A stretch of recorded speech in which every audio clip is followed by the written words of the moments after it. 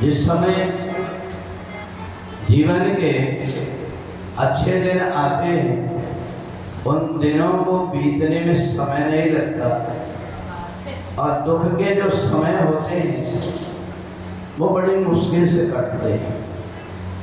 और इसलिए सूत जी ने सनकादिक ऋषियों से पूछा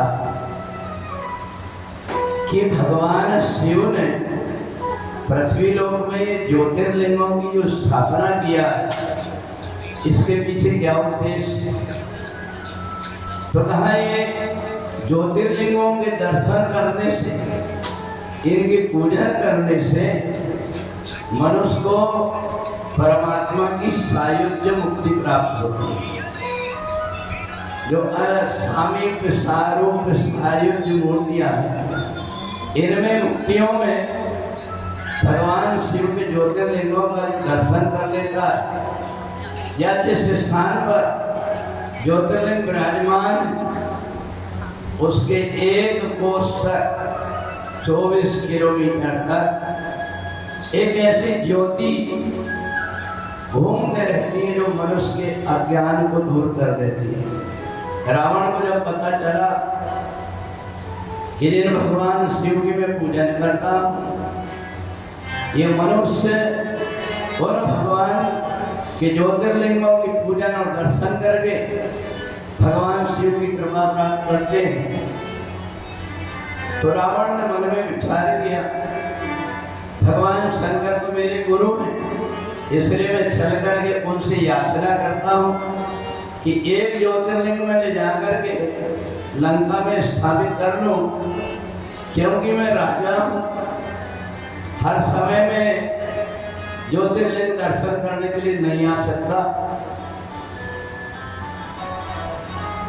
तो इसलिए रावण भगवान भोलेनाथ के पास गए और कहा कि आपके 12 ज्योतिर्लिंग हैं, इनमें से एक ज्योतिर्लिंग मेरे को दे दीजिए। तो भगवान भोलेनाथ ने कहा ले जा। तो जिस समय पर देखा बड़ा सुंदर एक ज्योतिर्लिंग जाकर के खड़े हो गए और कहा ये ज्योतिर्लिंग को मैं अपनी लंका ले जाना चाहता हूँ। भगवान ने कहा ले तो जाओ, पर शर्त एक है कि एक स्थान से दूसरे स्थान पर जब ज्योतिर्लिंग जाएंगे तो एक ही बार स्थापित हो पाएंगे, दोबारा नहीं हो पाएंगे। अगर तुम लेकर के जा रहे तो बीच में कहीं रोकना नहीं। रावण ने कहा मेरे गांव में इतना बल है, पूरा कैलाश पर्वत मैंने आपके समेत उठा लिया था, तो ये ज्योतिर्लिंग को मैं यहाँ से रख करके अपने लंका में ही उतारूंगा, आप निश्चित रहिए। अब जब रावण लेकर के चला तो देवताओं में खलबली मच गई। भगवान नारायण के पास में पहुंच गए नारद जी, कहा ये जो रावण है ये दुराचारी है, भगवान शिव को प्रसन्न करके और मन का वरदान प्राप्त कर लेगा, और जितने भी भगवान के शिवलिंग हैं उनसे 1000 गुना ज्यादा पुण्य देने वाले अगर है तो ज्योतिर्लिंग, तो ये ज्योतिर्लिंग को ले जा रहा है, इसलिए आपको उपाय करिए। भगवान तुरंत एक छोटे से ग्वाले बन गए, ग्वाला बन करके अपने रोम क्षेत्रों से छोटे छोटे बछड़े और गाय उत्पन्न कर दिए। रावण जब चला तो अपने हाथ में ज्योतिर्लिंग लेकर के जा रहा था, उसी समय जोर से इसको लघु शंका लगी।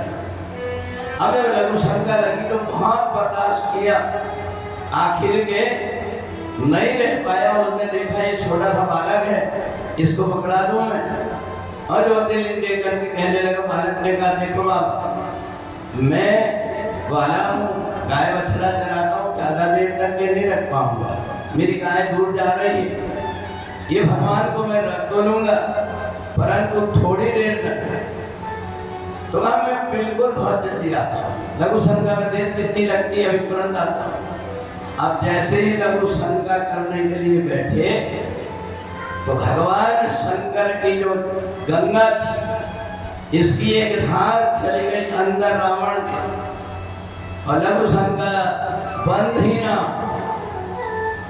अब ग्वाला ने कहा देखो मैं 3 गिनती गिन रहा, अगर आप नहीं आए तो मैं नीचे रख दूंगा। 1 रावण ने इशारा किया, जनेऊ लगाया हुआ था। 2 अब देखो तीसरा, 3 कह करके जैसे ही रखे रावण जल्दी से आया। इतनी देर में ही वो ज्योतिर्लिंग स्वतः स्थापित हो गया। रावण ने बहुत कोशिश किया, भगवान भोलेनाथ का मैंने कहा था इसलिए अब मैं कुछ नहीं कर सकता।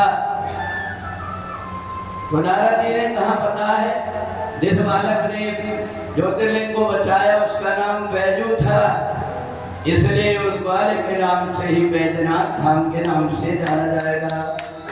बोलिए सच्चिदानंद भगवान की है।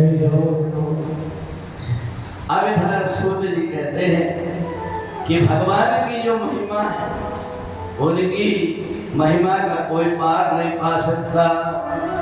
जग बेखन तुम देखन हारे, जग बेखन तुम देखन हारे, विधि हरि शंभु लगावन हारे, विधि हरि शंभु लगावन हारे, देव न जाने मरम तुम्हारा, देव न जाने मरम तुम्हारा, हारे तुम्हीं को जानन हारा, और तुम्हीं को जानन हारा, हारे तुम्हीं को जानन हारा, और तुम्हीं को जानन हारा।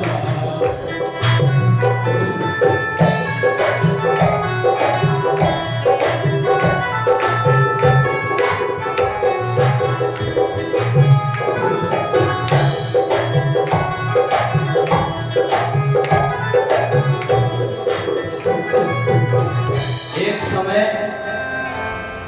राजा गिरधारी ने मन में विचार किया, इन भगवान भोलेनाथ ने मेरे को नरश्रेष्ठ राजा बनाया, ये धन संपत्ति तो थोड़े दिन में ही नष्ट हो जाएगी, इसलिए मैं नित्य प्रति भगवान शिव का पूजन करूंगा और बहुत दूर चल कर के जाकर के जंगल में बैठ करके अब भगवान शिव के मंत्र का जाप करता, मिट्टी की मूर्ति बना करके पार्थिव शिवलिंग रखता और पूजन किया करता।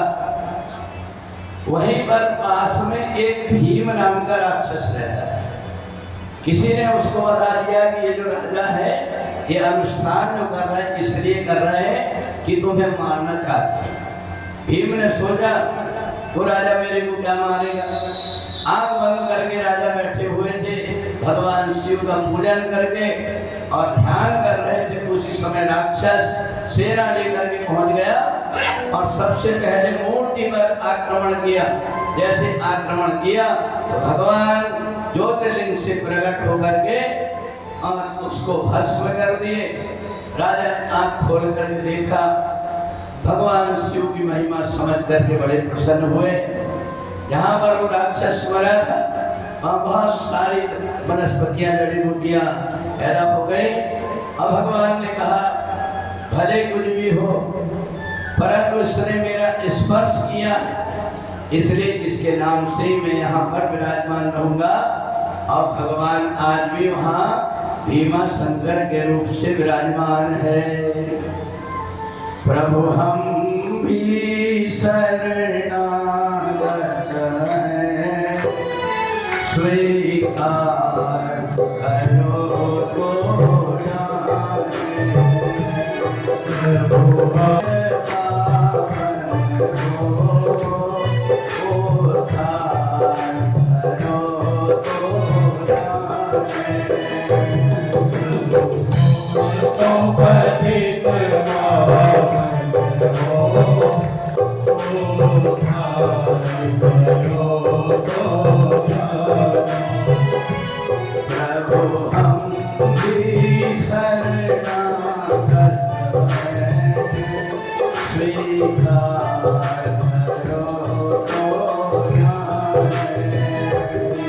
हो तो